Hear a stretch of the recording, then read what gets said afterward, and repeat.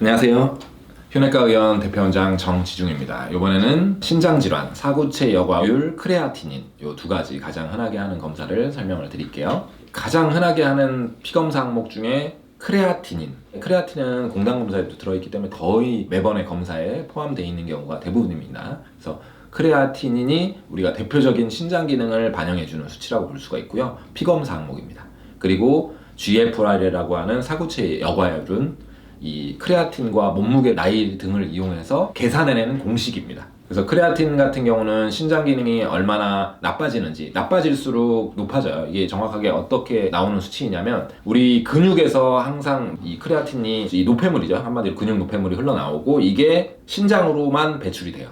그래서 배출이 잘 안 되면 혈액에 쌓이니까 높아지겠죠. 그래서 그 수치가 점점 높아지는 걸 보고 우리가 이분이 신장에 이 걸러내는 능력이 떨어지고 있구나 라는 걸 이제 알 수가 있는데, 문제는 개인 차이가 굉장히 큽니다. 정상 범위가 0.7에서 한 1.4까지 이제 브로드한데, 여성분들이 조금 왜냐면 근육량이 많으면 당연히 노폐물도 많이 나올 거잖아요. 그래서 같은 체중이 많아서 그 중에서도 근육량이 많으면 높게 나올 수가 있어요. 그래서 정상 범위가 아까 얘기한 0.7에서 1.4 정도이지만 근육이 많은 분들은 1.6도 정상일 수가 있는 거예요. 그래서 수치만 중요하지 않다.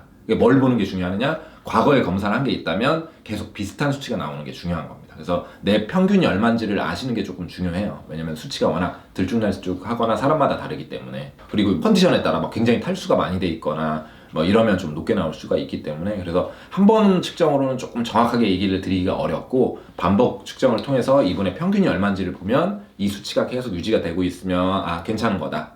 그리고 어떤 분들은 1.4였는데 1.4, 1.4 계속 나오다가 한 0.1이 왔다 갔다 하는 정도는 큰 차이라고 얘기할 수는 없고, 1.4였는데 1.6, 1.8 이렇다면 점점 나빠지는 거겠죠. 이런 경우는 이제 진짜 신장 기능이 나빠진다는 거를 이해하시면 되겠고, 같은 0.9여도요. 이분이 만약에 예전에 0.6이었어.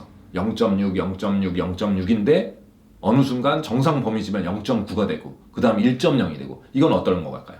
점점 나빠지고 있는 거예요. 그래서 수치만 보면 안 된다는 거예요. 내 기준이 평균이 얼마였는지를 보시는 게 중요하고 과거 비교가 굉장히 중요한 수치입니다.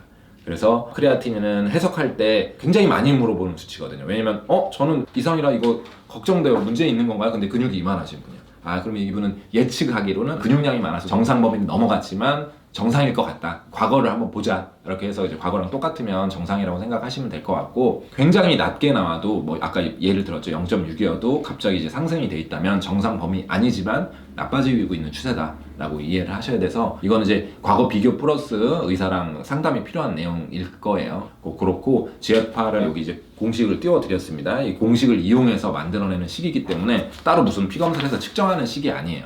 그래서 GFR이 이제 보기 쉬운 거는 퍼센트로 나타나 있고 수치로 나타나 있어서, 보통 정상 범위가 이것도 조금 차이가 있지만 60에서 70 속도를 이제 나타내는 거고, 그래서 그 수치에 따라서 신장 기능이 몇 퍼센트 떨어져 있느냐, 예를 들어 70이 정상인데 40이다, 그러니까 40%가 떨어진 거죠. 그렇게 이제 이해해 볼 수 있는 대략적인 수치라고 생각을 해보시면 될 것 같고요. 그리고 검사를 할 때 꼭 또 같이 보는 게 있어요. 소변 검사입니다.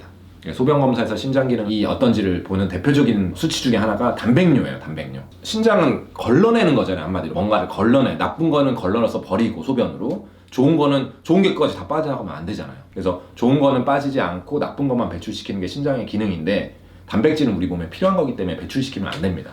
근데 단백질이 빠져나온다는 거는 한마디로 이 거름망이 문제가 생겼다는 얘기예요. 그래서 보통 표시가 되는 게 1 포지티브, 2 포지티브, 3 포지티브, 4 포지티브. 당연히 양이 많다는 거를 얘기해 주는 거고, 당연히 양이 많을수록 문제가 있는 거겠죠. 그리고 요단백도 잘 이해하셔야 되는 부분이 과로, 약물, 스트레스, 과체중 이런 걸로 일시적으로 오는 경우도 굉장히 많아요. 그래서 멀쩡하신 분이, 특히나 젊은 분이 단백뇨 잠깐 나왔다고 해서 걱정하지는 않습니다. 그래서 조금 충분히 휴식하고 나중에 시간 간격을 두고 한 달 정도 후에 재검사를 해보자 해서 재검사했는데 정상으로 나왔어.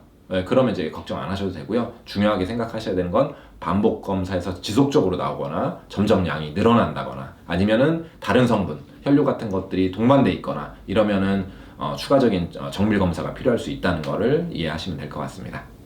추가로 궁금하신 내용 있으면 댓글로 남겨주세요. 더 자세한 내용이 궁금하시면 유튜브 휴내과 의원 채널을 방문해주세요. 감사합니다.